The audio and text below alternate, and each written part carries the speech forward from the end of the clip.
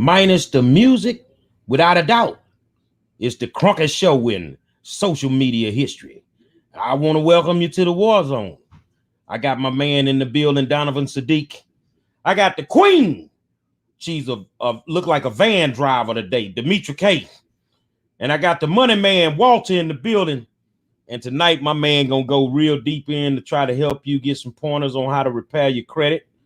And he's very good at what he does, so make sure that you pay attention. Today, I was supposed to do a major endorsement for the Harris County District Attorney, Marianne Huffman and Kim Ogg. I pushed it back because tomorrow I'm gonna do a full-fledged 5-star endorsement show. So I'm gonna tell you right now, if you ain't did no work, you ain't getting no endorsement. If you done did something crooked, you ain't getting no endorsement. Matter of fact, on the level of crooked, y'all shaking like booty meat in Houston right now. Man, stop doing illegal things and you won't have no problems. Stop doing illegal stuff and you won't have no problems. Donovan, what's up, my friend? Hey, triple digits here in Southern California. We're in a big heat wave. As you guys know, tonight is the dueling town halls between President Trump and bigot Biden. And we're just thankful that you guys have taken the time out to come sit with us, because regardless of who gets elected, if you ain't got no damn money in your pocket, you don't matter. So hope you got your pens and your notepads and get ready to take some notes. And I just want to give a big shout out to here in California. I put something up on my Facebook page. The Bank of Donovan is now closed because I have been giving you information on not to be in a financial distress situation, and you didn't want to take it. And it goes to prove that you can lead a horse to water, but you can't make him drink.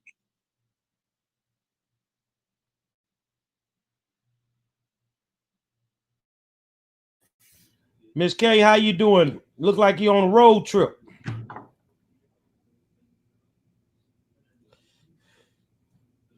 Can she hear me?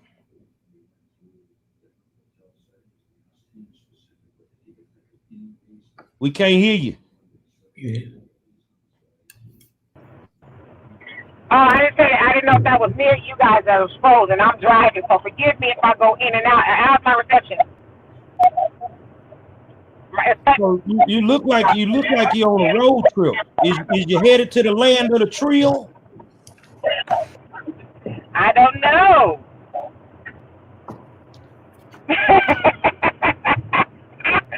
I'm en route. How about that? I tell you what, if you're headed to the land of the trio, you're gonna be one of the most hated because you're gonna rock with the 5-star, and we're gonna expose all the corruption. Oh shit, that's right. All right now. All right. Yeah, so yeah. So Walter, you hanging out with us tonight again. It's your night. And I heard you wanna talk to some people about how they can start the process to repair their credit. Yes. I'm gonna listen attentively. And I won't try to interrupt you very much tonight, but I know you got to talk to the people in the hood, so I'll interpret every now and then. Well, I'm gonna try and talk hood a little bit if I can. But man, well, I spent my summers in the hood. So when I was in South Central LA working with my pop, so I know a little bit of hood. So yeah, today we're going to talk about credit. What I would like to do is start from beginning to end, like for the person that has no credit, zero, or the person that has bad credit. So we're going to start from scratch. But before I do that, what I'd like to do is see if you guys have any questions for me so I can kind of direct this conversation.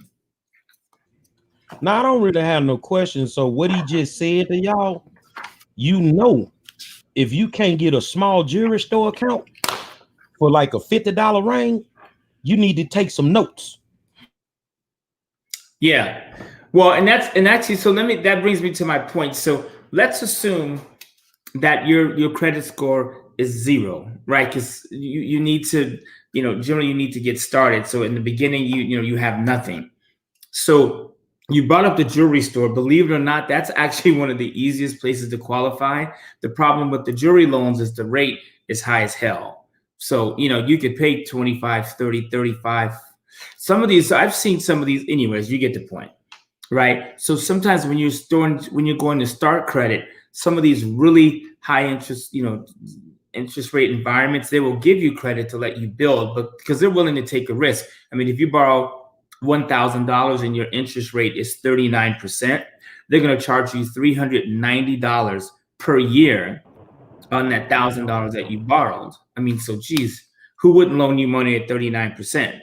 And so most of those loans, what ends up happening is you pay for years. Somebody will borrow $1,000 and with late fees and not being on time will pay $10,000 by the time it's all said and done.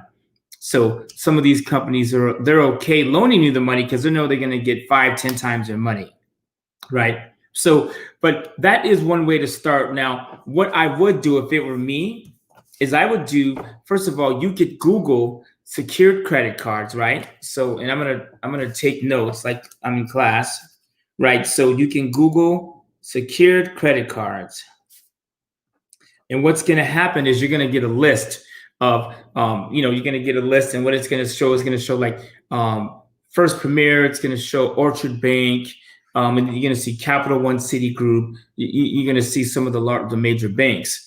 So what happens is how these secure credit cards work, you guys, and they're really, really fast, is you can give them as little, I think like $200. So let's say that you're getting paid on Friday. You could take your paycheck and give to one like Citibank or one of these secure credit cards. They will pull the money directly from your bank. And then in about 2 to 3 weeks, you'll have a credit card, which means you could spend that money if you need to. So that's a good way to go. I know First Premier Bank, they're really good to give people credit, but they will charge you $7 a month for the rest of your life and $84 for the first 10 years and $48 for the rest of your life in an annual fee. And your credit score, your line is going to be like $300. I know because that's what I did. I opened up a secured credit card with First Premier like 12 years ago. And I still got it. And every day I think about canceling it. Because I'm paying a few dollars a month, but it's what do you do with the 12-year-old line of credit? That helps quite a bit. So that's one thing I would do. Google secured credit cards. It's really easy. It's pretty quick. The other thing you could do, step number 2, is find someone with good credit, right? We call this piggybacking, where you could say, okay, great. Maybe my mom has a credit card that she's had for 10 years, right? And so what happens is she can put you on as an authorized user. So if she has a 10-year-old account that's in good standing, by putting you on that account, you then inherit that history. So let me tell you, if you take somebody that has no credit and you add, 1 or 2 of these line of credits from someone else that's in good, you can see your score jump. I've seen people do this with 3 lines and their score jump 100 points, just like that. Right? Because what happens is these credit cards will report at the end of the month or the end of their monthly cycle, so to speak. And then that will then show up on your credit report. That is huge. If you have young kids, you can do that for them. I did that for my kids when they were young. I put them on my credit report. On my credit cards to help get their score going. So you can do that for anybody. It could be an aunt, cousin, uncle. So let's say, Donovan, let's say you start dating some new chick out in the Val, right? And you want to build her credit, you could put her on your credit card. And then what happens is she then will inherit that credit score. Now, she doesn't have to get a card in her possession. You can give her one if you want to, but you can, you'll have the card you'll have the card in your possession, but she'll benefit from the score. So it's something really good to do if you're like in a relationship or if you want to help build their credit to make sure they're as strong as you. That's something that you can do. Oh yeah, speaking of money, please send money to the war zone, right? Speaking of credit, right? Because we need to pay some bills. I need to pay for these candles. Anyways, so Now, Donovan takes 3 lines of credit. He calls American Express, and you can do this online, Citibank, Capital One, and says, hey, put Lisa Sadiq on my credit cards, please, right? And then what would happen is she would then have a good credit score. So that's another way to build your credit. So that's step number 2, right? So you can add a secure line, and you guys, there are even websites out there, and I'm not a big fan of this, but there are websites where you can actually go and pay somebody $200-300, and they will let you borrow their credit card score for 3 months, 6 months. It depends on what it is. So let's say, you're trying, and you guys, credit scores are designed to keep people where they belong. If somebody's got a 262 FICO score, it's a behavior thing. So the banks use FICO scores to judge who should get money. Now, it's ironic that the worse your score is, the more you pay. So really, you're, it's hurting you even more, because somebody that's paying, 3% might end up paying $100 a month, where somebody's paying 20% might end up paying $300 a month. So that part is pretty tough. So you can definitely you can do step 2, and then you could go. There are some sites, I'm not a fan of them because I think it's cheating, but hey, they're out there. So that is one thing you could do. And you could just, these are perfect strangers that'll let you borrow their credit score. A lot of people used to do this back in the 2000s when everybody was trying to buy a house.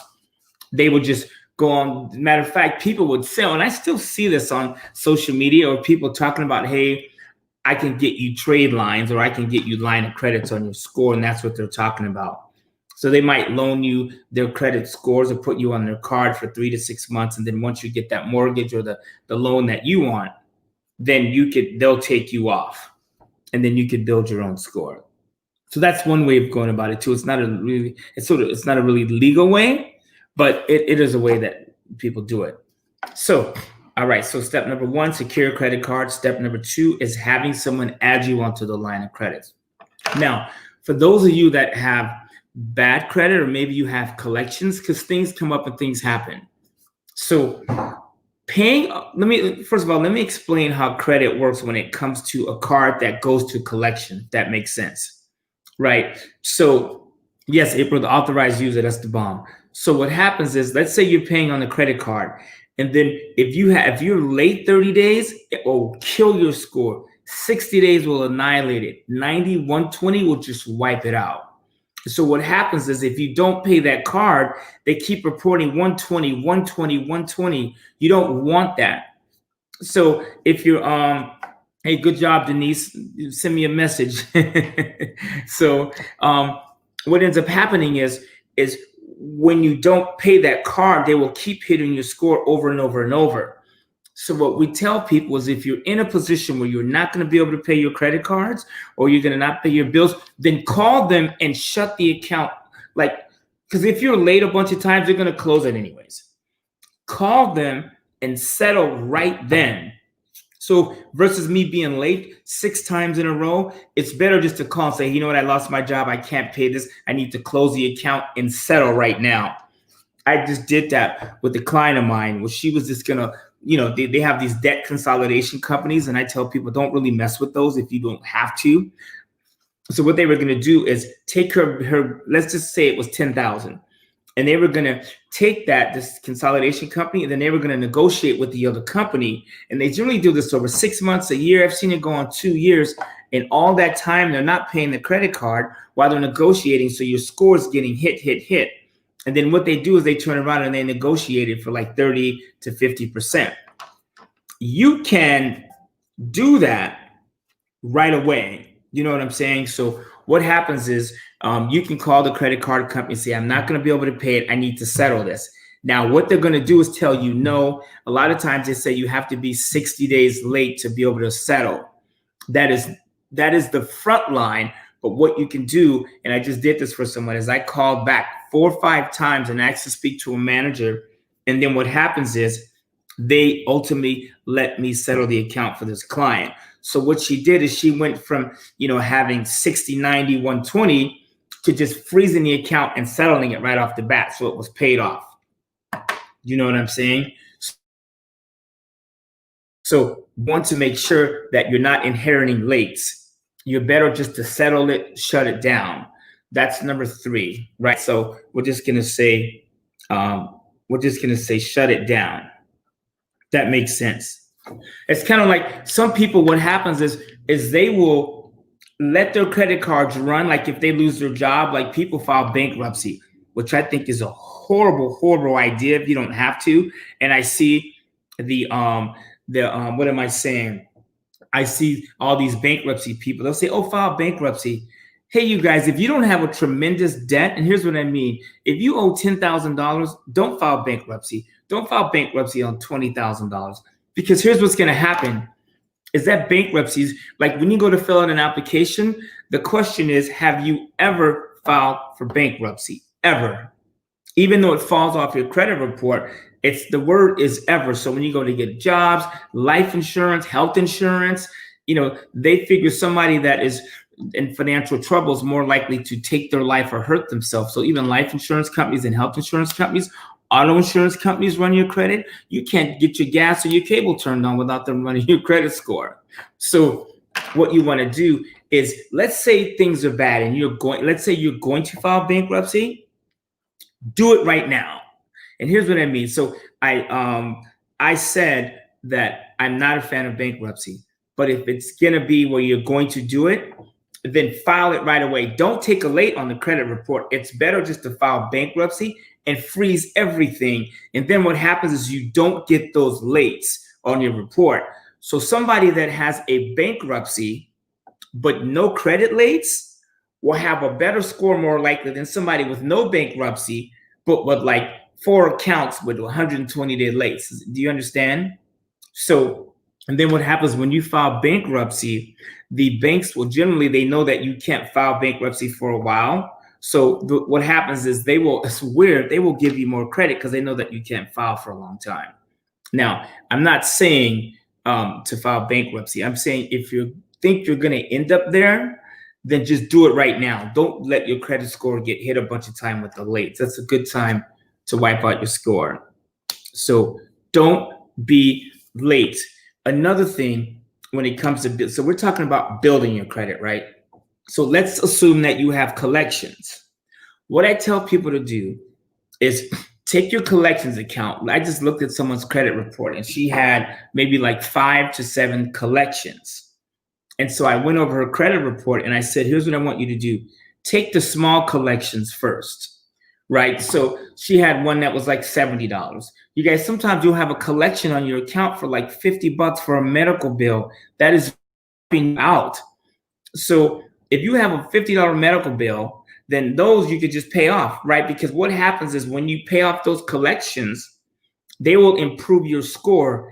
Now, if it's a very old collection, let's say it's from 5 years ago and you pay it, there's a good chance that it may hurt your score because you're creating new activity on a negative. You know what I'm saying? Because a collection is a negative. So if you have a collection that's a year old, 6 months, that's fairly new. But if you've got one that's 5 years old and your credit has been really good up until that point, it's been good from there, then a lot of banks will overlook those lates because things happen, people lose their job, things come up, right? So does this make sense what I'm saying so far? Can I get an amen? All right. So amen. And my sister's asking me to talk about credit. Make sure that I will address that.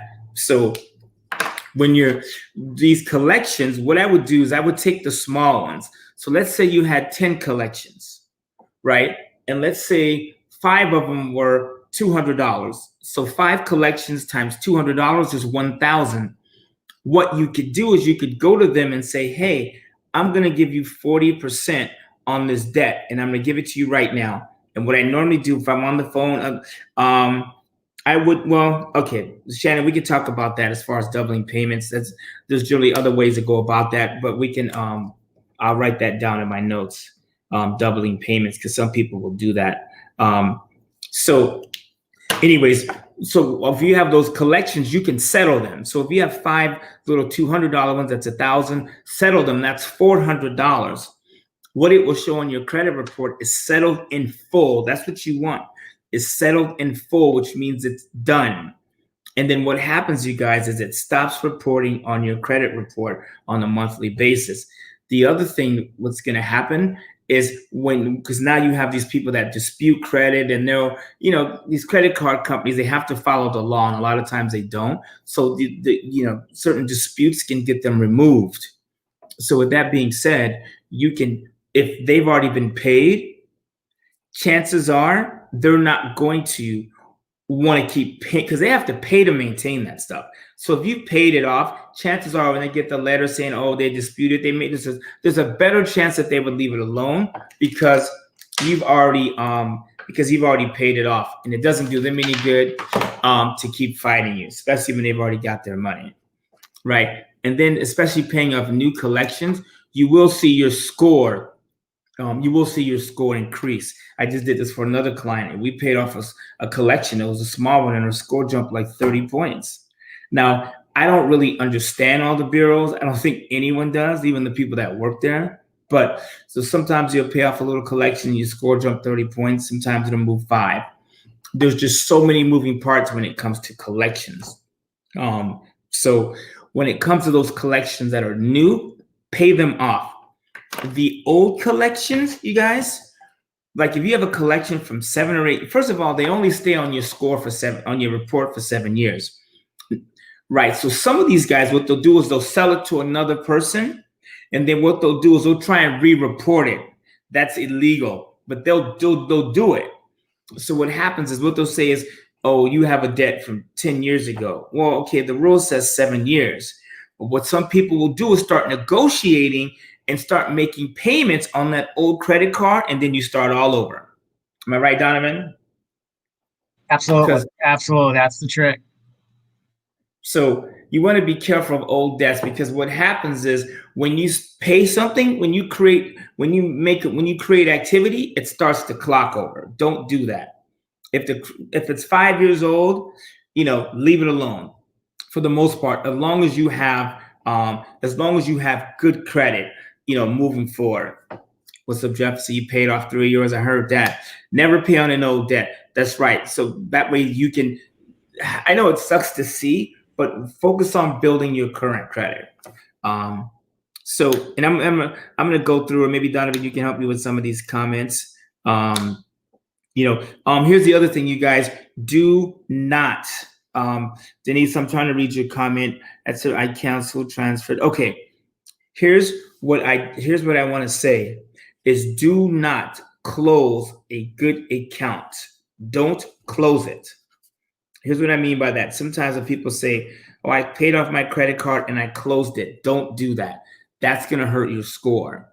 So for instance, how the bureaus work, and this is, I'll talk off of Mixture right now, like credit Mixture, like how many lines of credits do you have, like revolving lines versus an installment line, like a car or a house, right? So credit companies, what happens is the longer the account that's in good standing, the better your score is. Number one. 2, bureaus work off of what's called a usage. So when you go to Experian.com, matter of fact, if you send me a message, I have my own link where you can check your credit, and I can help. Anyways, it's something I just started yesterday, a link that we created where we can help people manage their credit score. So what happens is they go off of usage, and off of usage, they'll say, okay, you're at 3% usage, which means you have 97% left. Your score will move tremendously based on the usage. Hey, what's up, Trish? So what happens is now, if you have, let's say, $10,000 of available credit, and if you've only used $50, or let's say you've used $500, then you're at 5%. If you turn around and you use $500 or 5,000 of that 10, now you're at 50%. That's going to bring your score way down. I was with one of my friends the other day, and her credit score was 625 because she had a bunch of credit cards, right? So her credit cards were like, and one of them was maxed out. By paying off her credit cards, which means paying them down, leaving that way the usage goes down and the availability is high, and moving it to an installment loan where her usage is free. Her score went to 805, jumped almost 200 points by paying off those credit cards. So sometimes when you pay off a credit card, you'll notice that your score will go up. So what you want to do is, and I'm taking some notes here. So when to run your score, don't let me forget about that. So now, when it comes to mixture, there is usage, right? What you have available. There's history of payment. So your payment history is one. Another one is the length of time that you've had the account. You see what I'm saying? So somebody that has $50,000 in credit cards with available limit, which means you can go and use that limit, their score most likely will do better than somebody that's got two $50,000 line, installment loans. Let's say you bought a car and you're paying $50,000 on it, right? That person that's making that installment loan, their credit's not going to be as strong as a person that's got $50,000 in line of credits that is not using them. So the mixture is you have installment lines, you have revolving, which means I can pay it off, use it. That shows them responsibility, right? So that's huge. And then there's time. That's why I say do not close a good account. And I've heard people say, oh, pay off your credit cards and close them. That is death to smoochie, as my kids used to say. Do not do that, right? Leave them open, right? Because now it's showing that you have you're responsible. Not that using your cards isn't responsible, but it just shows them that they haven't and they're not using it, right? So I hope that answers with mixture. And you want to have a mix. You want to definitely want to have lines of credits, revolving lines, and I would say have at least 3 revolving lines. Does that make sense? So at least 3, even if they're tiny, it will still help. Now, obviously, the bigger the lines, the better, right? Because here's how it works. Even though it may not affect your FICO score, if you have 3, $300 loans versus 3 $10,000 line of credits, but when you go to get a loan and the bank says, okay, this person they want to borrow $20,000, but the most money they've ever borrowed is $300. That's going to be a challenge for them versus somebody that has 3 $10,000 line of credits. And now that they're paid off and they're trying to go get 20 somewhere, maybe they're negotiating for interest rate. You see what I'm saying? So Gary, I can't hear you. I don't know. Is Gary talking to us? Oh, okay. No. Yeah, he's talking to somebody else. Okay. All right. It's driving me insane. Okay. So what happens is the bigger the credit lines, the better. Does that make sense? So now, and I'm not saying to get in trouble, just make sure that you're getting the biggest line that you can manage. That's going to be huge. Now, I want to talk about when to run your credit score, right? So what's up, Jefferson? So here's what I would do. When you go to run your credit score, if you want to buy something, wait till things are paid off. Here's what I mean by, here's what I'm talking about. So funny. What's up? Andrew says, sounds like he's sober tonight. I'm sober every night. Sometimes I'll have a drink. Hey, I'm independent black man. Anyways, so what I'm saying when it comes to running your score is you want to run your score when your credit cards are paid off, right? Here's what that means tonight. And I know for some of you guys, this is like people zone out. It's funny when you talk to us as black people, we start talking about money. We get into other shit. You guys and we have an election coming up. Please, let's get the money, okay? So credit is one of the easiest ways to build wealth. You guys, let me break this down for you, and then I'll come back to when to run your score. Do you realize when you put money into a bank, let's say you put $10,000 in the bank. As of March of this year, the banking system, the FDIC, they removed the reserve limit to 0, which means if you put $10,000 in the bank, they will then loan it all out. So I walk into a bank, give them 10 grand. Does that make sense? And then they turn around. And so let's say they turn around and give it to 10, they turn around and give somebody that $10,000, right? They loan it out. They put that money in a bank. That new bank now has 10,000 and they loan that money out. And that new person has 10,000. So you have $10,000 in 10 banks from the original $10,000. I want you guys to understand this. This is huge. And like, so for some of you guys who maybe don't have money saved, or is it, you're trying to get on your feet with credit, that you can function like somebody that has money. A fractional reserve limit is almost criminal, but the banks do it every single day. And I'm trying to start me a bank so I can do it too, right? So you can basically, and I'll talk about the no credit versus the bad credit, because no credit and having bad credit is almost the same thing. So not as bad, but close.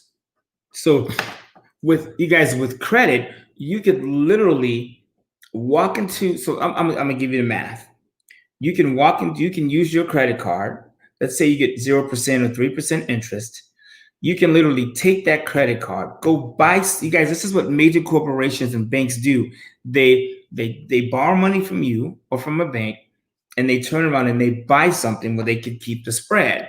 So it makes sense for me to take $10,000 off my credit card, right, and go buy a product, be it a car or a computer or, a catering truck that's going to make me money, whatever it is. And then I could use that to make money.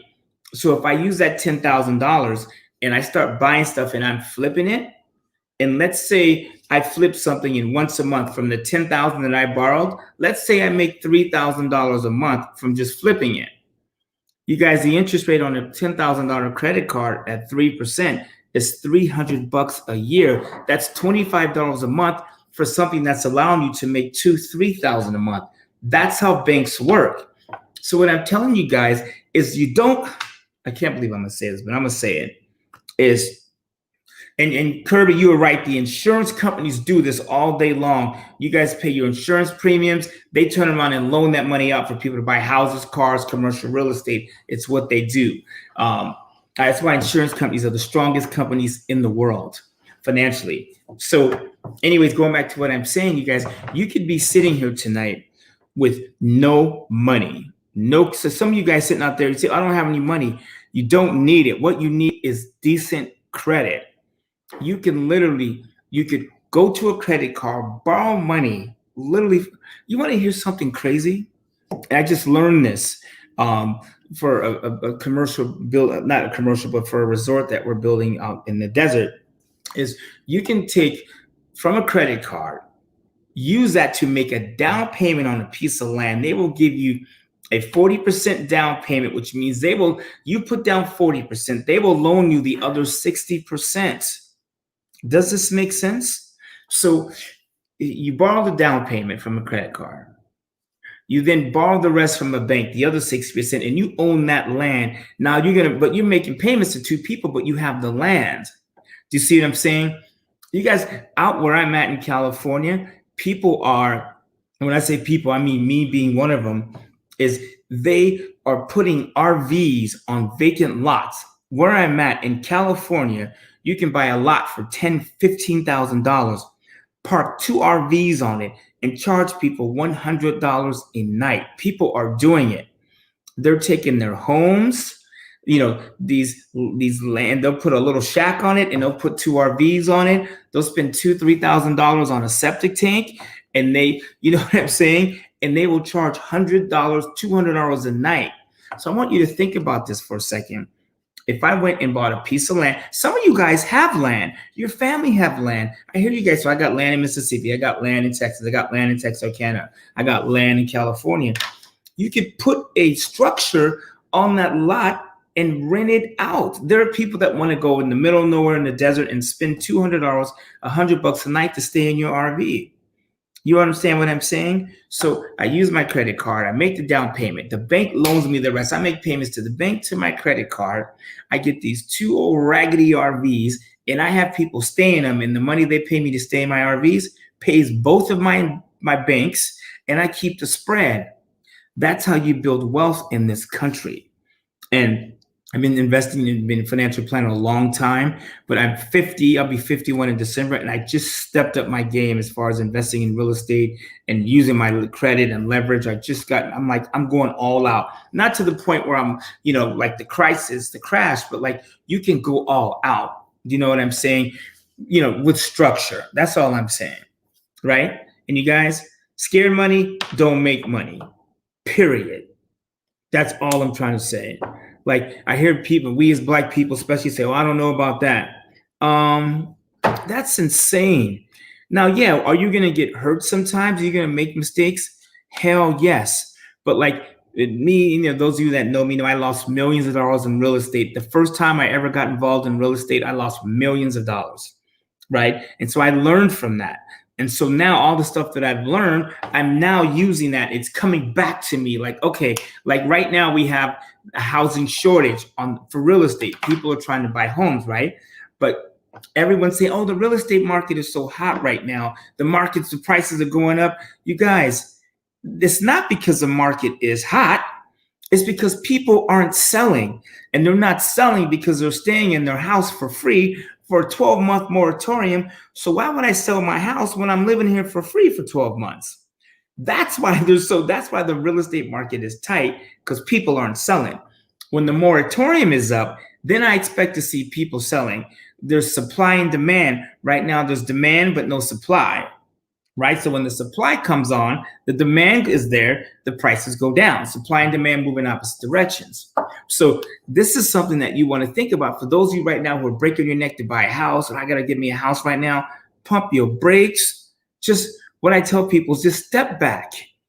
Like if you go on YouTube, a lot of the gurus like Meet Kevin and Graham and a lot of these guys are saying next year we expect a housing crash. You can listen to the Ray Dalios and all these gurus that are saying, hey, you guys, this has happened so many times before. It's over. It happens. People get excited. Prices go up. Now think about this, you guys. Unemployment is the highest we've ever seen in my lifetime. But how do we have the highest unemployment, but yet the real estate market is on fire? Sooner or later, something has to drop. And so that's why I really think it makes sense to build your credit right now. Stack your money, build your credit, so when things get weak next year, you're in a position where you can buy, right? And I think commercial real estate is already crashing. You can walk past almost any neighborhood and see restaurants gone. In my opinion, I think commercial buildings, I think they're going to be homes. I think where there was a strip mall, there'll be condos. It just makes sense, right? And they might have a cool restaurant in the middle or something. They're already doing that. I was in Arizona, in Scottsdale, and they're doing it in Arizona. I knew they do that in Atlanta. They do some of the mixed use stuff. So, yeah, you guys, if you want to buy commercial real estate, I mean, they're going to be giving it away. But here's what's going to happen, you guys. And here's why credit is so huge. What happened in 2008, and it's going to happen again. Matter of fact, you guys, it's happening right now. Here's what happens. I'm Bank of so-and-so, right? I'm Bank of Codier. Bank of Codier goes out and buys commercial real estate, and I spend $10 million and I take out let's say it's $12 million, and I take out a $10 million loan. Real estate crashes, and now my $12 million building is now worth $4.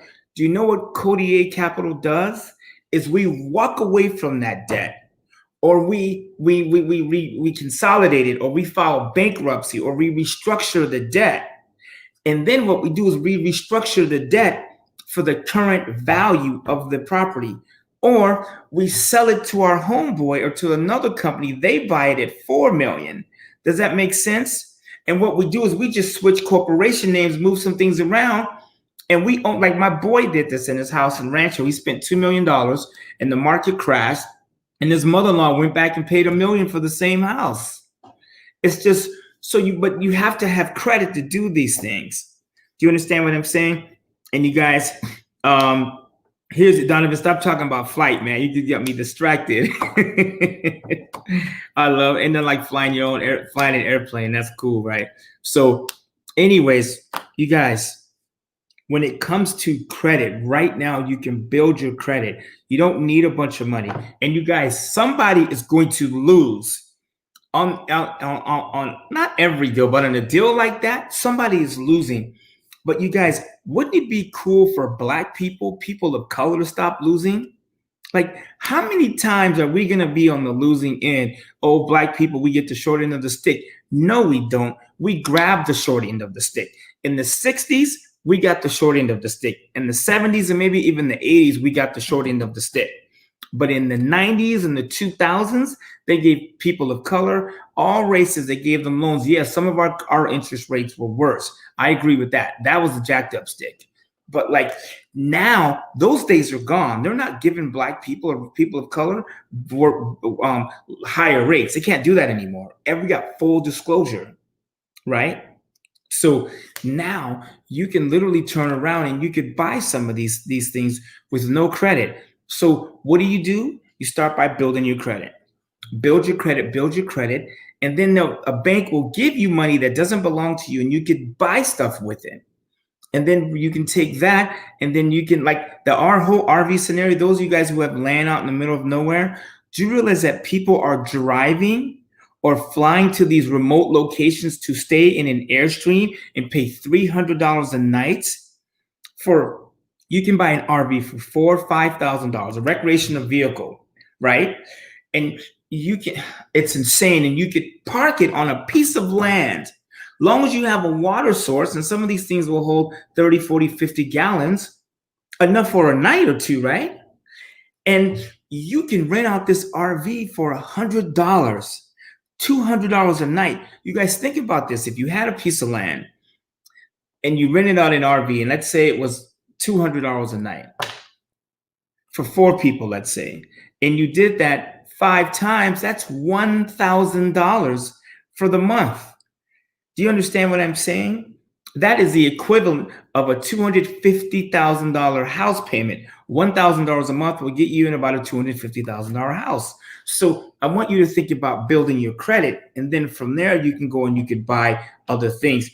You guys, there's so many things you could do with credit. Like, I don't know why I'm whispering. Like, the white man, you hear me? No. Actually, the white man, he taught me this. When I was at American Express, I was the only Black dude in the room with tens of these old white dudes. And they always say, Walter, where are your people? We want to teach you. Are they afraid of us? I'm like, no, they're not afraid of you. It's just they don't think you'll let them in. So these techniques, you guys, you can all use. And what I would do, you guys, is get you a good association. Get to know a lawyer, get to know a CPA, get to know a banker, somebody that works at the bank. They can help you explain the rules. It's good to understand these things, right? So another thing, and I'm sorry I'm going fast, but we can continue this in the future. But when it comes to credit, this is really a good time to get wealthy. I'll give you a case in point, right? You take a kid that's 16.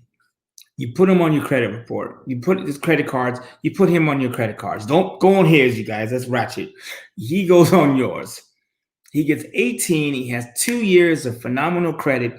He, at 18, with no money and a job, he has an income stream or a job, and with no money, can go out and get $10,000 in credit cards and take that $10,000 and flip the $10,000.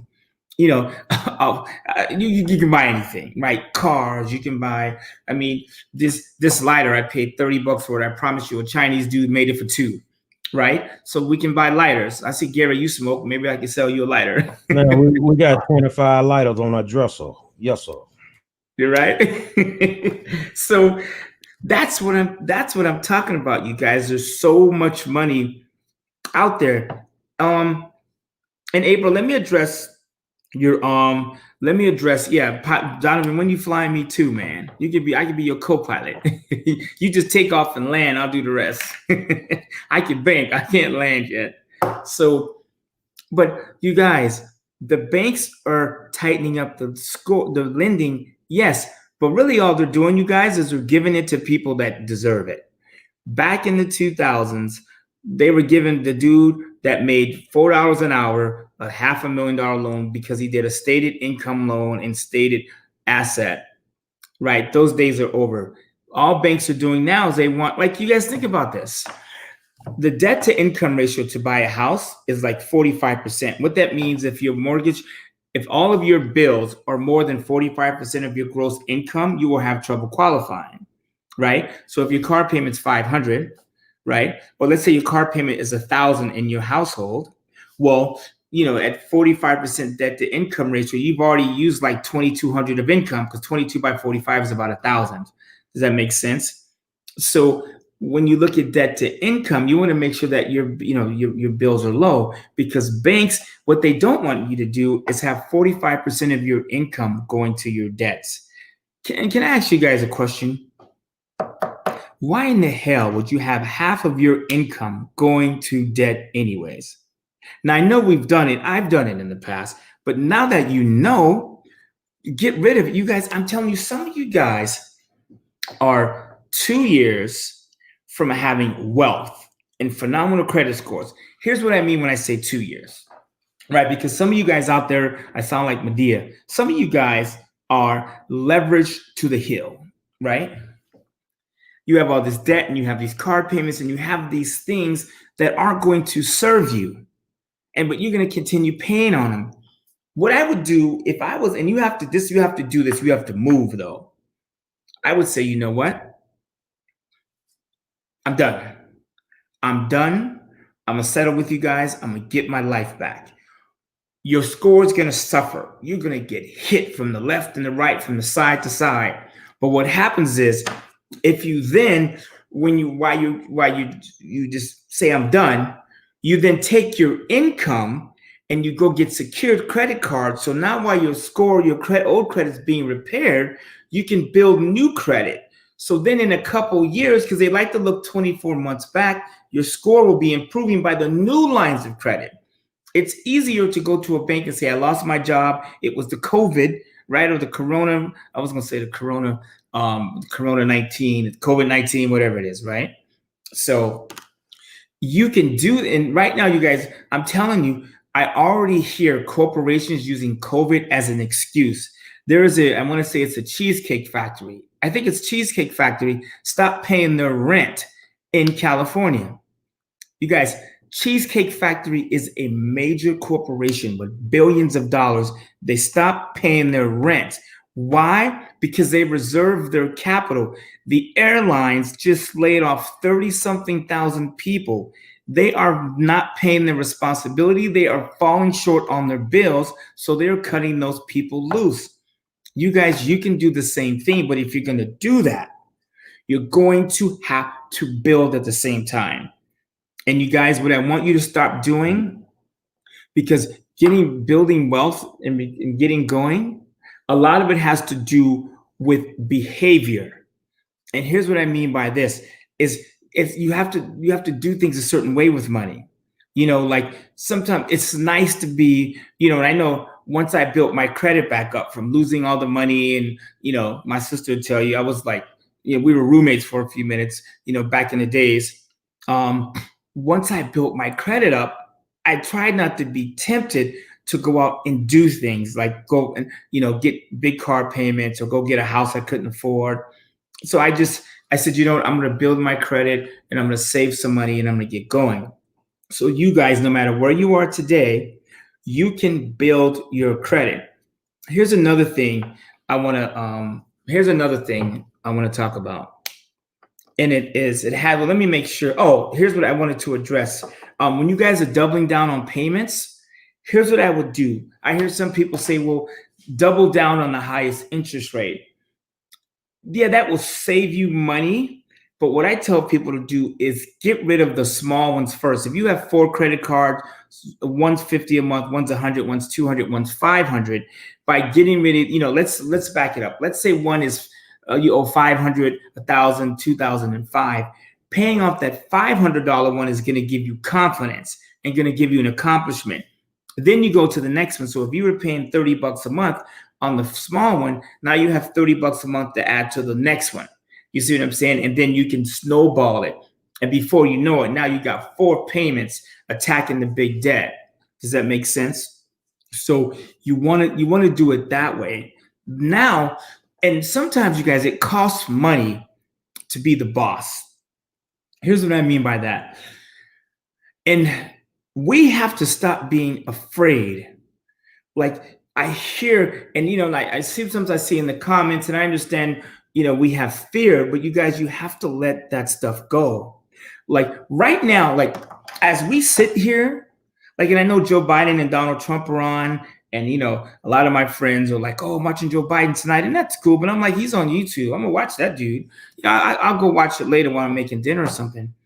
But like, people are so wrapped up into politics. Do you guys know what Wall Street is saying now? Right now, they're calling it the blue wave. They've already adjusted for Joe Biden to win. Joe Biden winning the presidency is a destruction for corporations short term, but long term, they will figure it out. And so they're already shifting for Joe Biden presidency. And if I want you guys think about this, Joe Biden is what, 78, 76? I don't know how old he is. He really about as old as Miss Jane Pittman.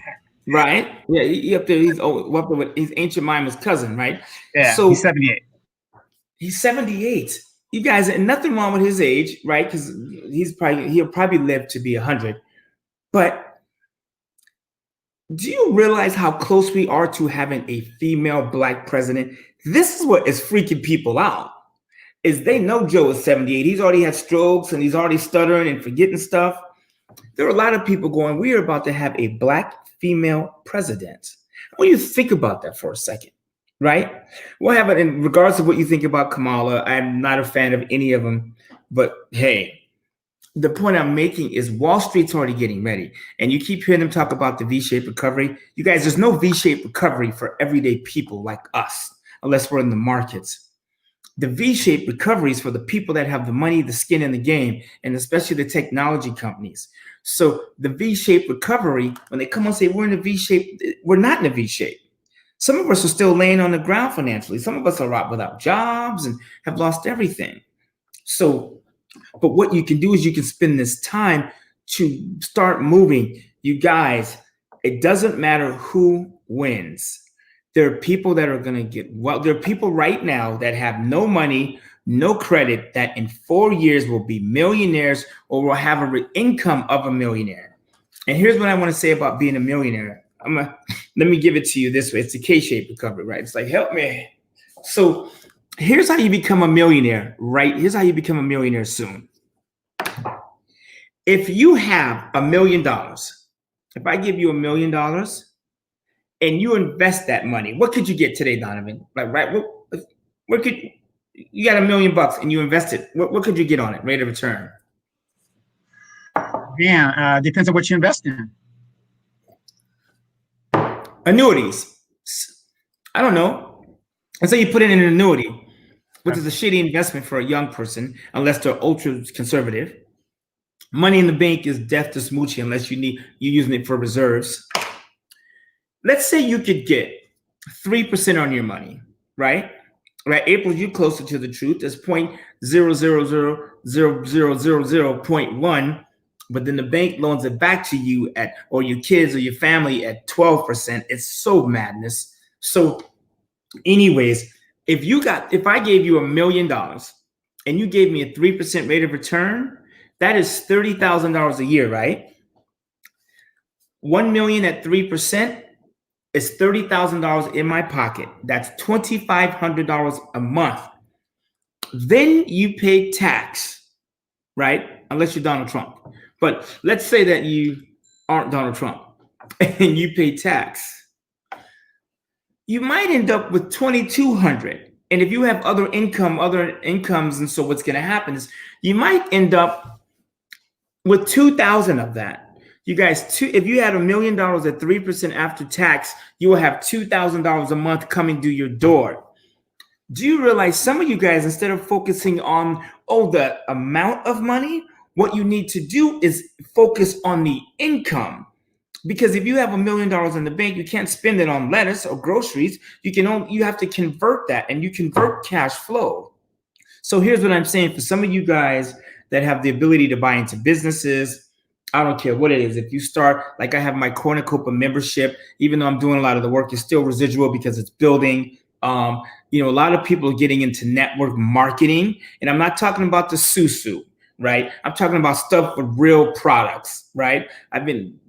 Whatever. Just come on, you guys. Let's invest in something that has a real product, right? There's Amway, Herbalife. I don't know. There's network marketers, financial companies. I just started working with this company called Thrive for supplements. Doesn't matter what it is. Here's the point I'm making, you guys. $2,000 a month in your pocket, residual gives you the equivalent of having $1 million invested at 3%. So I'm working with this little side company, I'm doing something on the side with, and last month they sent me $600. And I was like, oh, shoot.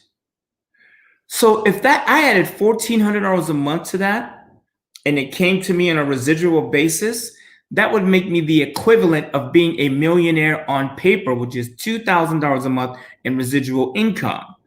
So if I had 5 or 6 people that were out there getting their hustle on, and I was putting up the money, and they were, making money, and I was keeping the spread or making money with each one of their efforts, like your boss does to you, right?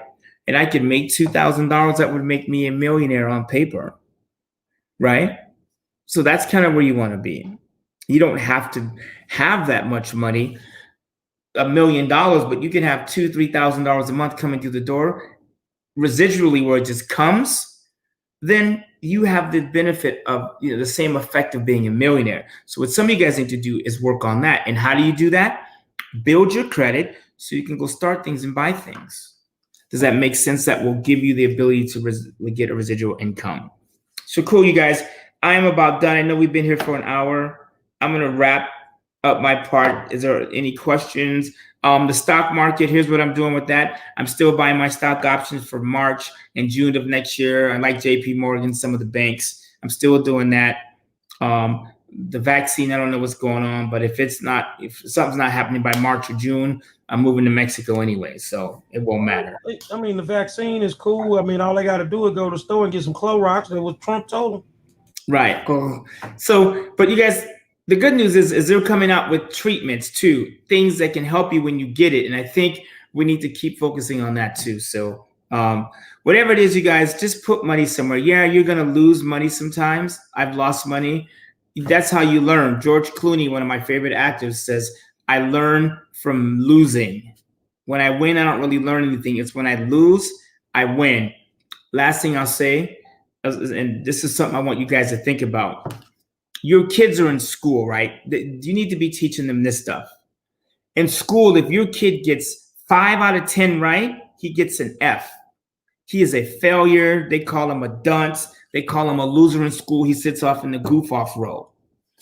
In business, in baseball, in football, in basketball, if you hit 5 out of 10 of your 3-point shots, you will be deadly on the court, and you'll be at $15 million a year.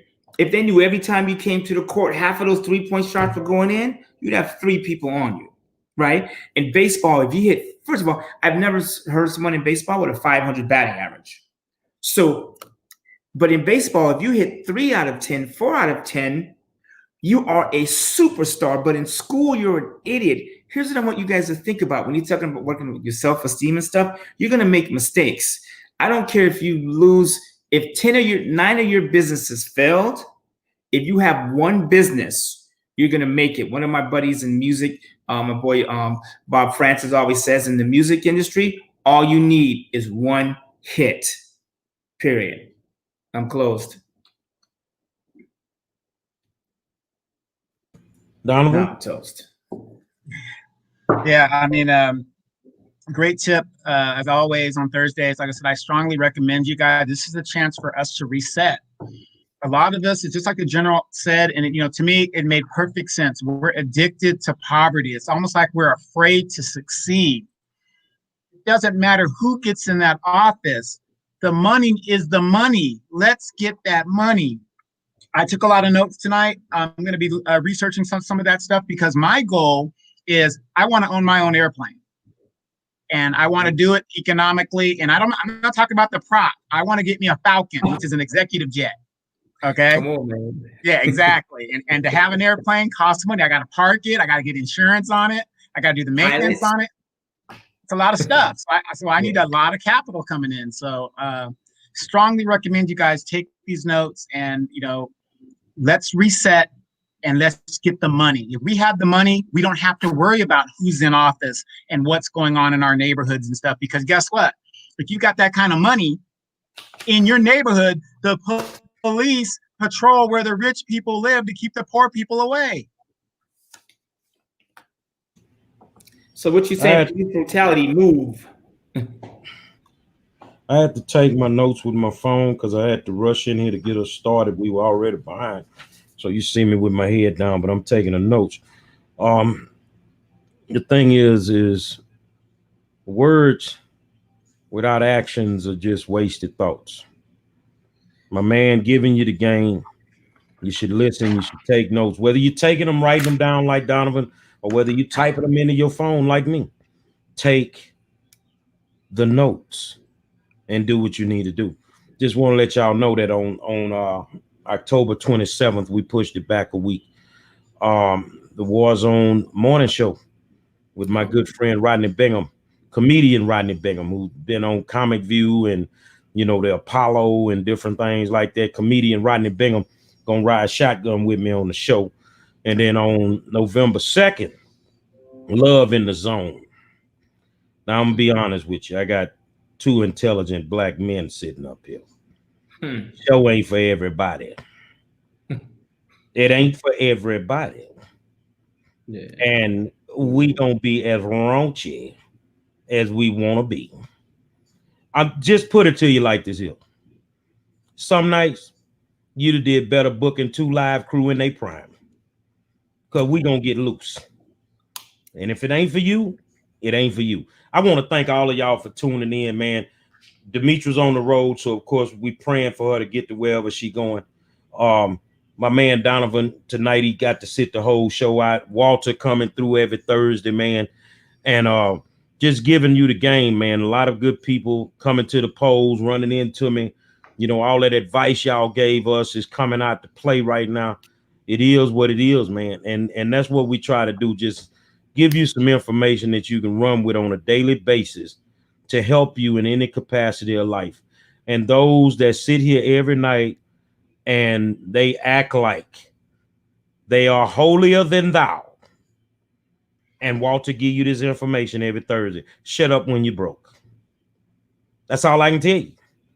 Because you said it earlier, Donovan, some of us are addicted to poverty. It doesn't matter how much good information Walter gives. You got some people that just are not going to grab it.